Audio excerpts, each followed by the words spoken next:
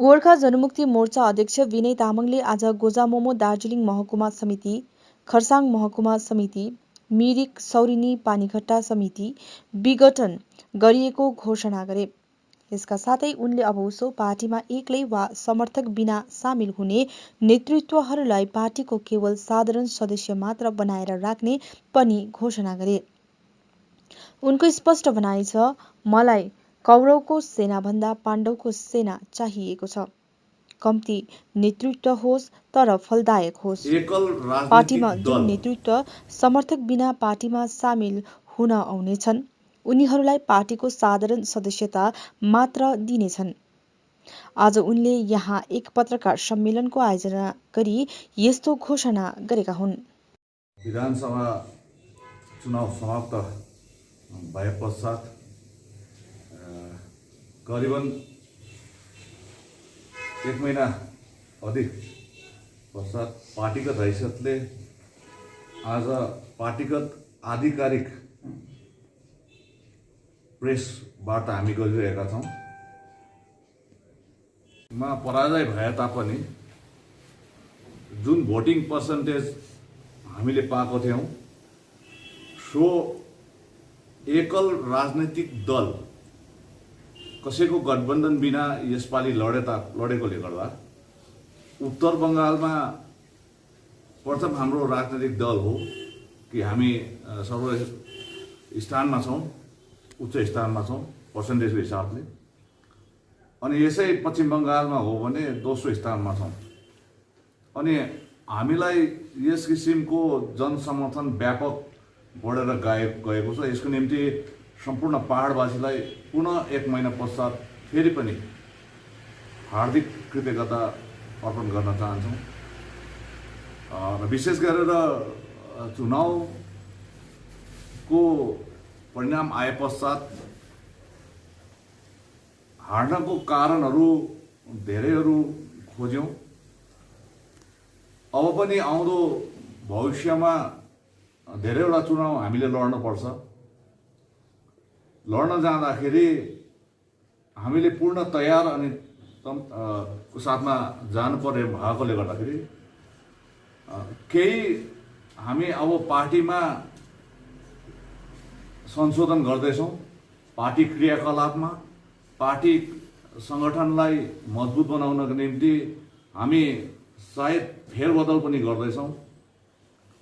नेतृत्वहरूको फेरबदल पनि हुनेछ। अब जुन नेतृत्वले केवल आफू मात्रै आएर जनता ल्याउँदैन, उनीहरूलाई केवल साधारण सदस्यमा मात्रै राखिनेछ।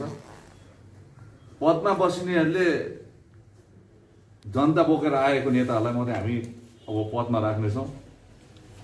र त्यसले गर्दाखेरि धेरैवटा कुरो 1 महिनाभित्रमा सोचेर सम्झेर साथै विभिन्न स्रोतहरूबाट हामीले जे पनि पायौँ त्यसलाई लिएर प्रथमचोटि प्रथम पङ्क्तिमा हामी फेज वाइज यो कार्यक्रम गर्दै जान्छौँ पार्टीको सुदृढीकरणको निम्ति, संशोधन गर्नको निम्ति।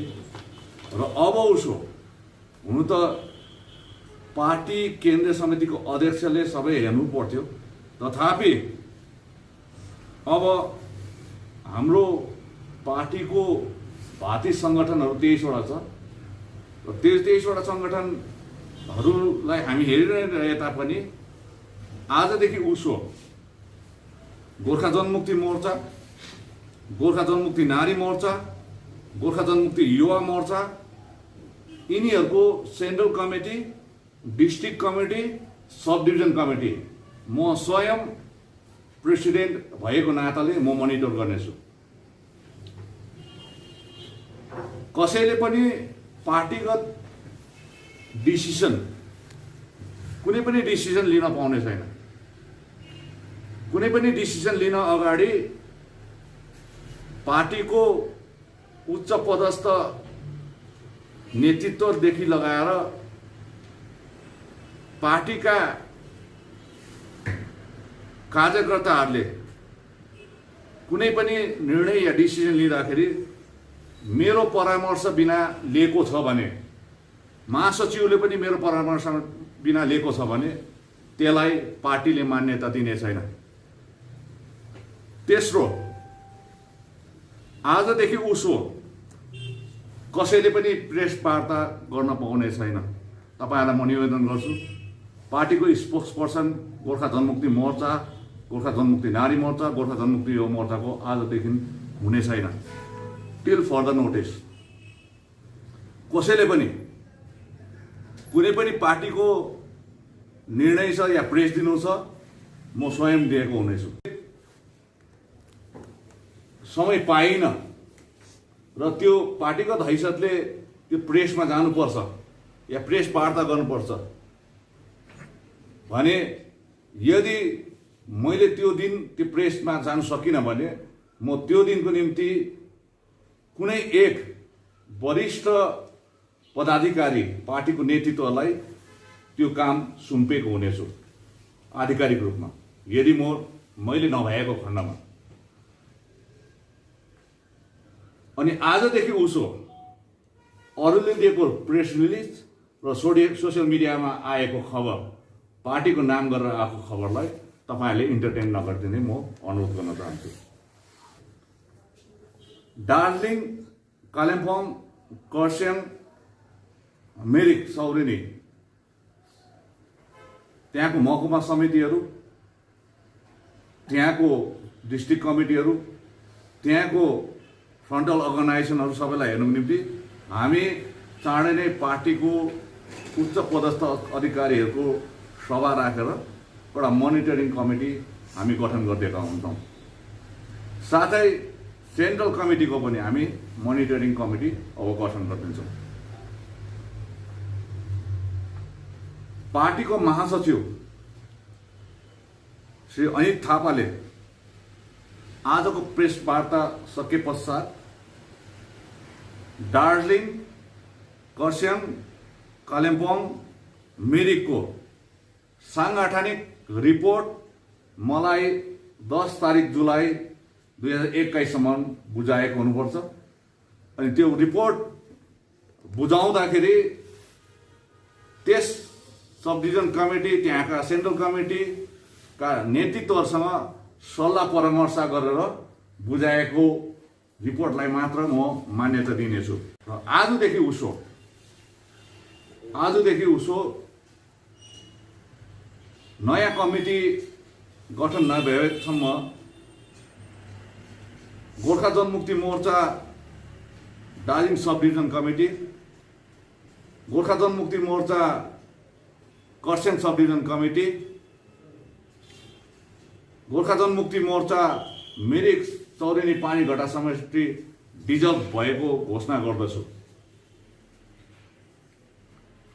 तर अर्को कमिटी नबनिन्जेलसम्म, साथै श्री अनित थापाको रिपोर्ट नआइन्जेलसम्म केही व्यक्तिलाई म यहाँ नियुक्ति दिएको छु।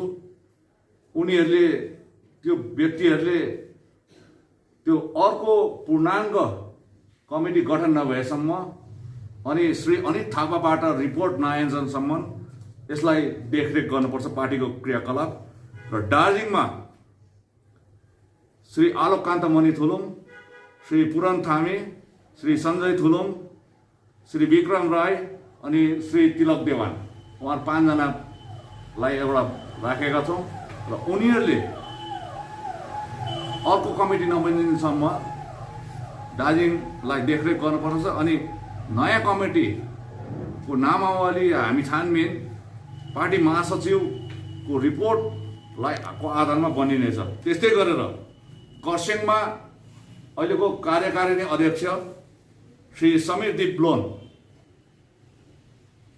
उहाँ पूर्णाङ्ग कमिटी नबनिन्जेलसम्म उहाँ लगायत अन्य 4 जना जो उहाँले खरसाङले नै सल्लाह गरेर 5 जनाको कमिटी बनाउनुपर्छ। तर मेरोबाट आधिकारिक रूपमा समीर दिप्लोनलाई म आज दिएको छु र उहाँले 4 जना र अनित थापा महासचिवको परामर्शमा 4 जना अझ। मिरिक सौरेनी पानीघट्टा समष्टि विघटन भए पश्चात फिलहाल अर्को कमिटी पूर्णाङ्ग कमिटी नबनिन्जेलसम्म श्री फुबी राई अनि श्री एसएन घिसिङ उहाँलाई अहिले मिरिक सौरेनी पानीघट्टा समष्टिको एउटा इन्चार्जको रूपमा हामी लिएको छौँ। अर्को कुरो, कालिम्पोङको जिल्ला कमिटी, नारी मोर्चा जिल्ला कमिटी, युवा मोर्चा जिल्ला कमिटी र गोर्खा जनमुक्ति मोर्चा जिल्ला कमिटीको शीर्ष नेतृत्वहरूसँग म लगायत महासचिवको एक उच्च स्तरीय बैठक केही दिन भित्रमा नै कालिम्पोङमा हुनेछ। तत्पश्चात कालिम्पोङको सांगठनिक विषयवस्तुमा हामी परिचर्चा गरिसके पश्चात कालिम्पोङ जिल्ला समितिलाई के कति सुधार अझ गर्न सकिन्छ हामी त्यहाँ सोचेका हुनेछौँ। तपाईहरुलाई विदितै भएको कुरा हो कि लोकसभाको अनि विधानसभाको क्षेत्रको डिलिमिटेसन आउँदो 2026 सालमा हुन गइरहेको छ। तसर्थ 2025 सालसम्म खरसाङ विधानसभा क्षेत्रमा परेका 3वटा समष्टिहरू जो पहिला दार्जिलिङ महकुमा समष्टिमा थिए उनीहरू पुनः फेरि दार्जिलिङ महकुमा समितिमा हामी 2025 सम्म राख्छौँ। ती समष्टि हो तकदा प्लेन 1, तकदा टिस्टा भ्याली र तकलिङ पेसोक गाएर दार्जिलिङ महकुमामै राख्छौँ। र यो हामीले सङ्गठन पार्टीलाई अझ सुदृढ र अनुशासनमा ल्याउनको निम्ति यो गरिएको हो। पार्टीमा बसेपछि, पार्टीमा आफू आएपछि निस्वार्थ भावनामा पार्टीको संविधान र आचार संहितालाई पालन गरेको हुनुपर्छ। साथै जनताको हितको निम्ति आफूलाई समर्पण गरेको हुनुपर्छ। अब गोर्खा जनमुक्ति मोर्चा पार्टी जो विनय खेमा भनिन्छ, ती समर्पित नेतृत्वहरूलाई मात्र स्थान हामी दिनेछौँ। मलाई कौरवको सेना भन्दा पाण्डवको सेना चाहिएको छ। कम्ती नेतृत्व होस् तर फलदायक नेतृत्व होस्। यो आधिकारिक घोषणा हो र तपाईहरुको अन्य केही प्रश्न छ भने तपाईले गर्न सक्नुहुन्छ। जुन बर्नाले जुन बयान दिनुभएको छ त्योमाथि तपाईको प्रतिक्रिया के छ? केही दिन अगाडि यो सुन्नमा आयो र फेरि त्यो कुरोलाई भाजपाकै शीर्ष नेतृत्वहरूले पनि केही रूपमा खण्डन गरिएको पनि देखियो। गोर्खा जनमुक्ति मोर्चा विनय खेमाको यसमा भन्नु केही पनि छैन। हाम्रो मुद्दा हो हामीले केन्द्र सरकारलाई, प्रधानमन्त्रीलाई, गृहमन्त्रीलाई, परराष्ट्र मन्त्रीलाई अगावै हामीले पत्रचार गरिसकेका छौँ।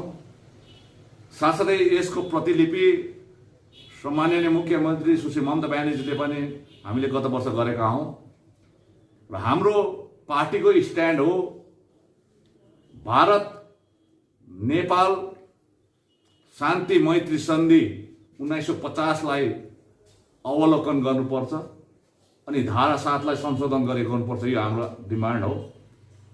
साथसाथै 1949 सालको भारत भुटान मैत्री सन्धिलाई पनि अवलोकन गर्नुपर्छ भन्ने यो हाम्रो अडान हो। आज भारतवर्षभरि छरिएर बसेको गोर्खा जातिको निम्ति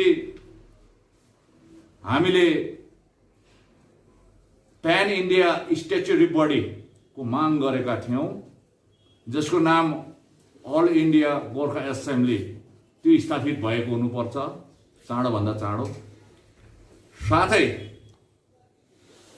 उत्तर पूर्वी राज्यहरूको एक प्रशासनिक संगठन डोनर भनिन्छ, जसलाई नर्थ इस्ट काउन्सिल पनि भनिन्छ, जसमा सिक्किम पनि पछिबाट सम्मिलित भए। अनि यो बीचको भूभाग 605 किलोमिटर वर्ग किलोमिटरको भूभाग जो दार्जिलिङ पहाड लगायत तराई र डुवर्सको भूभागलाई पनि उत्तर पूर्वी परिषदमा गाप्नुपर्छ। यो 4वटा हाम्रो डिमान्ड हो र हाम्रो यो 4वटा डिमान्डमा पार्टी अडिट छ। चुनाव समाप्त भयो।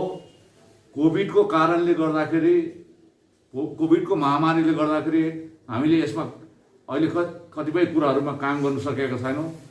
तर चाँडै नै यो 4टा मुद्दा लिएर पार्टी अगाडि आएको हुनेछ। यो तपाईँलाई आज तपाईँको पत्रकार सम्मेलनमा म बताउन चाहन्छु। को अलापेको त अहिलेदेखि होइन, भारतीय जनता पार्टीले पुरा भन्ने भएको छैन। पिपिएस कता गयो थाहा छैन। अहिले नर्थ बेङ्गाल चुनाव वर्षमा आइसक्यो।